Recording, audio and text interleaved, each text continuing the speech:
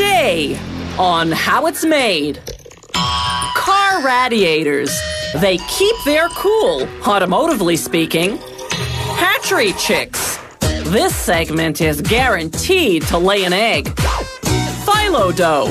We visit a bakery that's wrapping up production. And cross-country skis. There's no business like snow business.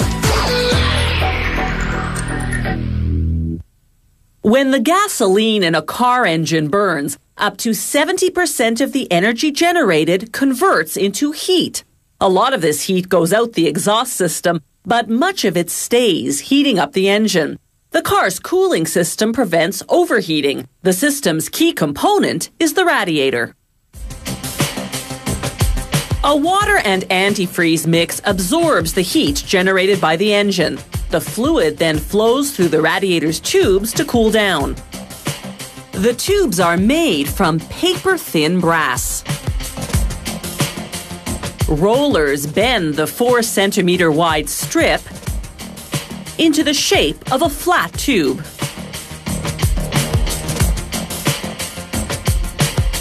The tubing then runs through a vat of bubbling hot molten lead.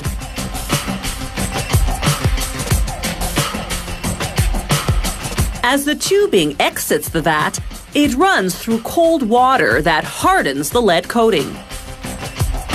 A cutter then chops the tubing into pieces, the length of which varies according to the model of radiator. These are about 76 centimeters long. Meanwhile, another machine shapes a narrow strip of copper just 1.5 millimeters thick into what are called cooling fins. As we'll see in slow motion, the machine folds the copper strip fan-like, then perforates it, creating mini air vents. When the hot fluid runs through the tubes, these fins will transfer the heat to the air flowing through the radiator.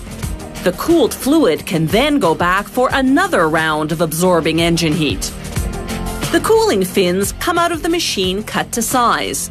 Then workers manually stack the tubes and fins, one on top of the other.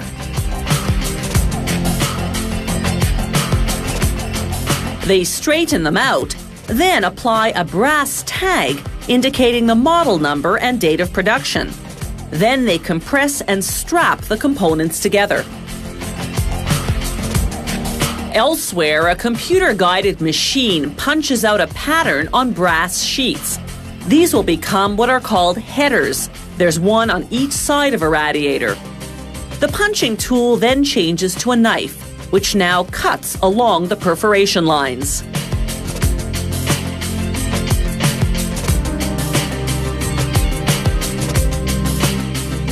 Using a press, they bend each header, then punch slots for the radiator's tubes.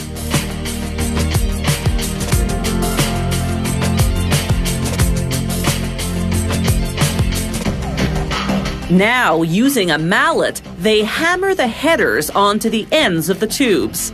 The banging inadvertently closes a few tubes, so they use a special roller to reopen them. After cleaning the surface, it's into an oven at 315 degrees Celsius.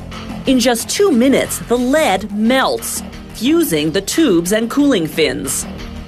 After straightening out any crooked tubes, workers dip the headers in a tank of hot liquid lead for 30 seconds. This solders them to the sides of the radiator. They apply a few drops of lead on the corners for reinforcement. The headers and tube openings are now encased in lead. Workers now feed a sheet of brass into a press to form the tanks that go onto the headers. One contains a brass tube. Hot transmission oil enters one end of it and exits the other, cooling along the way. Once workers finish welding the tanks to the headers, they solder on what's called the filler neck, a spout for pouring antifreeze into the tank. On the opposite tank, they weld on a water intake pipe. This will be the entry point for the fluid heated by the engine. Finally, they coat the finished radiator in an asphalt-based black paint. The asphalt content makes the paint heat-resistant and protects the radiator's cooling fins.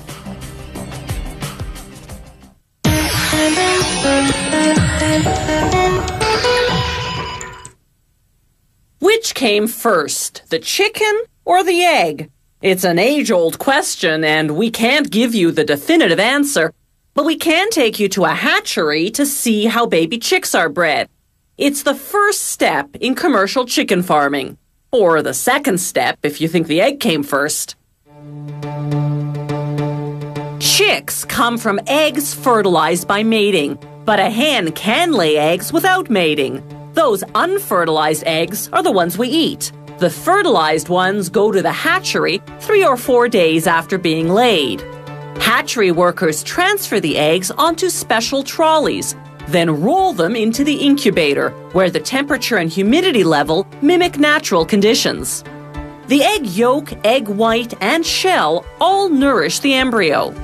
Every hour, the trays shift 45 degrees to the opposite side and back, simulating how hens turn their eggs while waiting for them to hatch. After 18.5 days, the eggs come out of incubation and go on to a conveyor belt.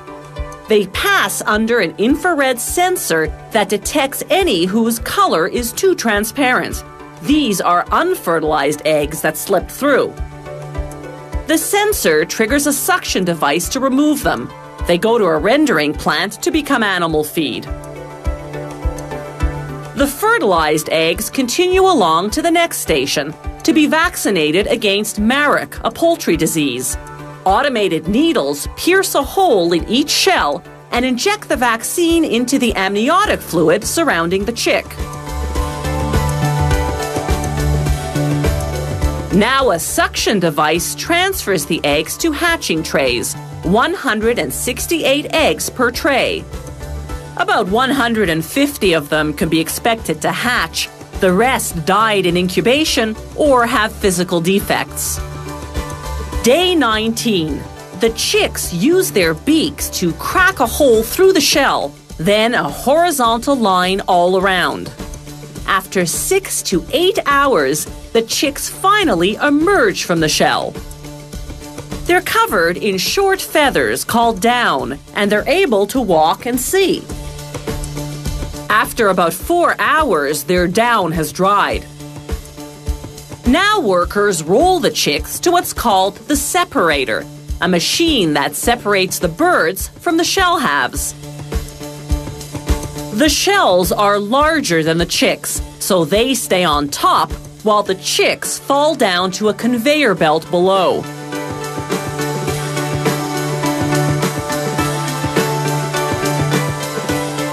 The shells, which are high in calcium, go to a rendering plant.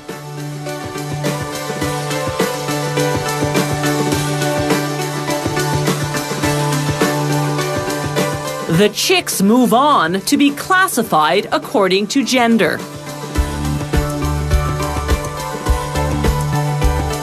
Workers put the females down one chute, the males down another. They determine the sex by checking 2 rows of feathers. If one row is shorter than the other, the chick's a female. If the rows are the same height, it's a male.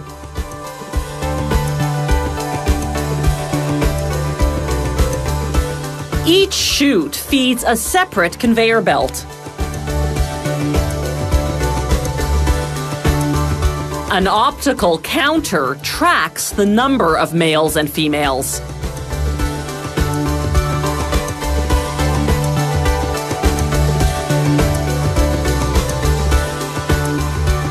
The chicks now fall into specially designed transportation boxes, 102 chicks per box. Some clients request that their order of chicks be vaccinated against bronchitis. Those boxes pass under an aerosol sprayer that sprinkles them with a mild dose of vaccine. Poultry farms raise chicks for either meat or eggs. Females used for egg production begin laying eggs at about 20 weeks of age. For meat production, females reach slaughter weight in about 38 days. Males, depending on market size, take from 40 to 65 days.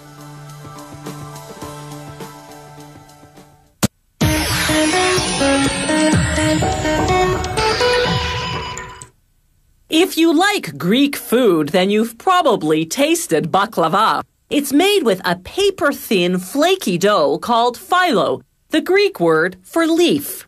Phyllo dough itself is low-fat and cholesterol-free. Unfortunately, the stuff they usually fill it with isn't. Phyllo dough can be made by hand or by machine. Either way, it starts with the same dough recipe.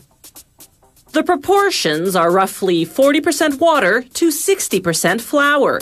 They use two types of wheat flour, high-protein flour to make the dough strong and flexible, and low-protein flour to make its texture smooth.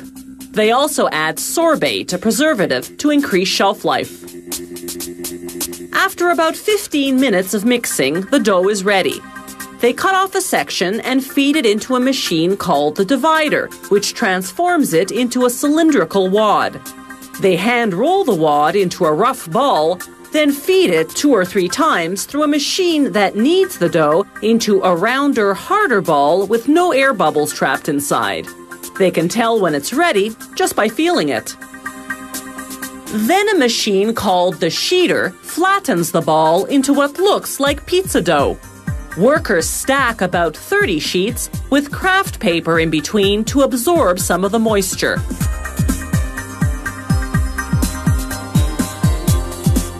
Now, the key step, opening the dough. First, they lay a large cotton cloth over the work surface. It must be 100% cotton to absorb the moisture. Otherwise, the dough would stick together. They take a sheet of dough and begin stretching it by hand until it's approximately 2.5 meters square. Even though the dough is stretched thin, it doesn't tear. This is due partly to its protein content and partly to the skill of the worker.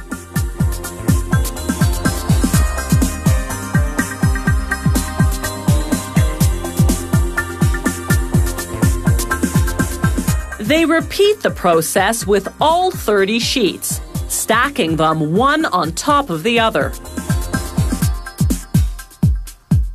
Then they take a plank of wood, called a sanida in Greek, and roll the dough sheets onto it one by one, removing the cloths that were in between.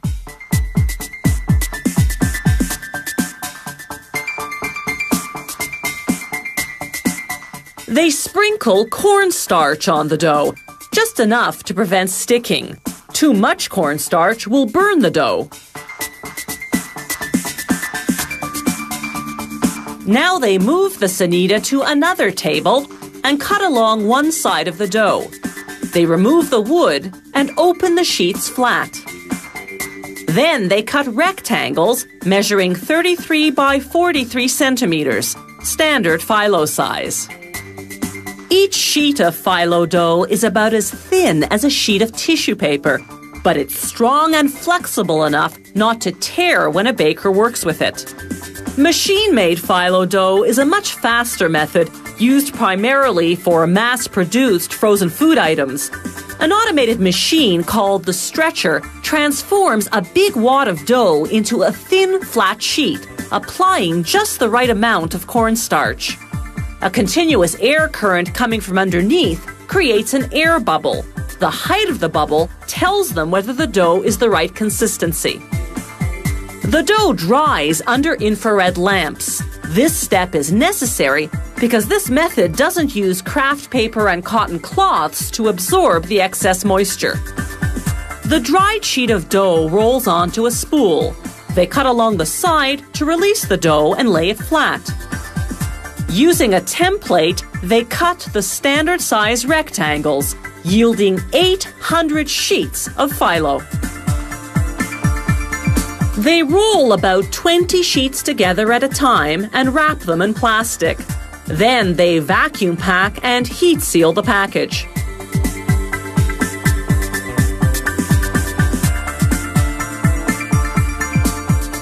Phyllo dough stays fresh for 6 weeks in the refrigerator, 6 months in the freezer.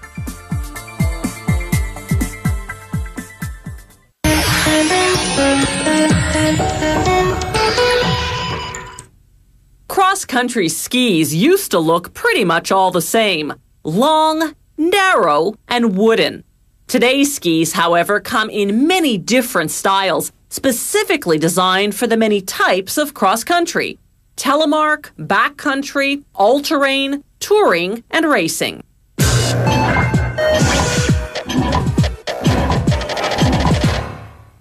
Archaeologists in Scandinavia have uncovered ski artifacts 5,000 years old.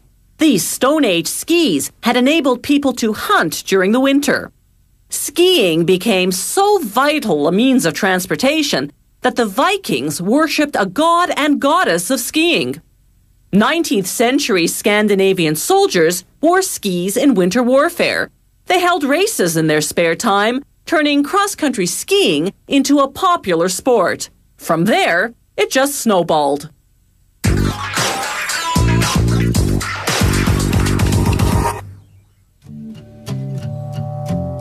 One way to make cross-country skis is compression molding, a process that uses heat and pressure to bond the components together.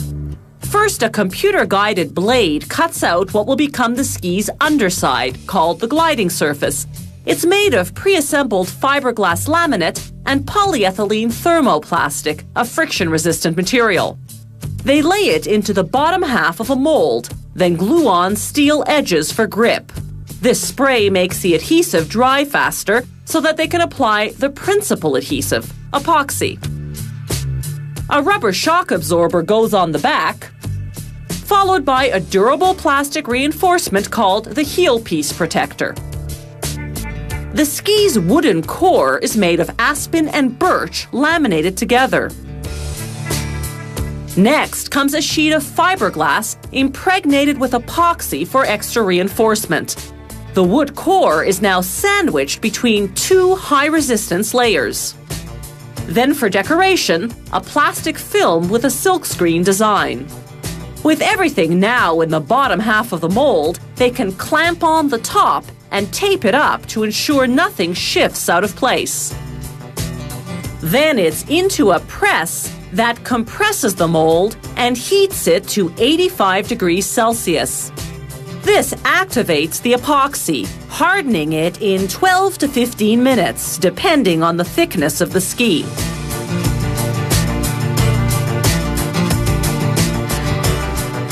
Now they do a rough cut to trim off the excess.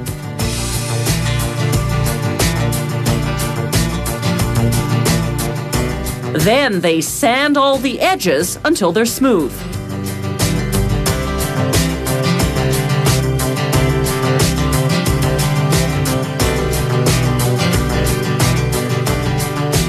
They run just the gliding surface across a grinding stone, that white object you see below. This extra step is only for the higher-end models. Another way to make cross-country skis is by a process called reaction injection molding. First, they place the ski's top layer, a fiberglass epoxy sheet, in the mold. Then the gliding surface, made of pre-assembled fiberglass laminate and polyethylene with a high-resistance backing.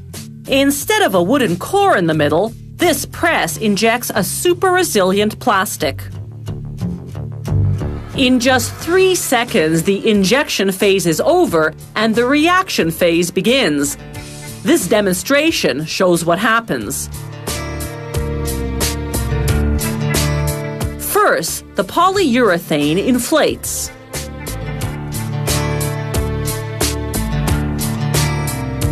Then, it hardens.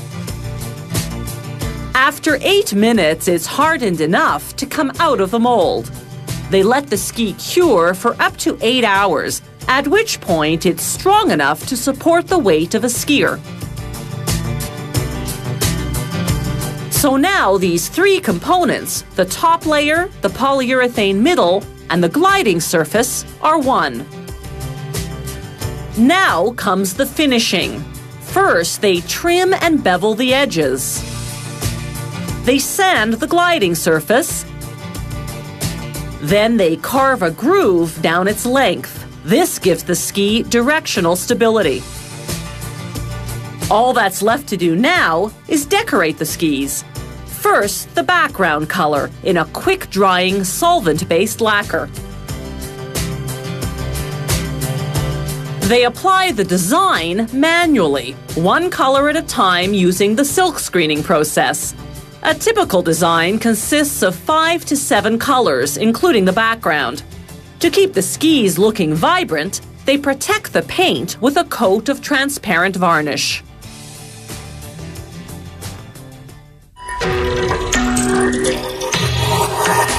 If you have any comments about the show, or if you'd like to suggest topics for future shows, drop us a line at www.howitismade.net.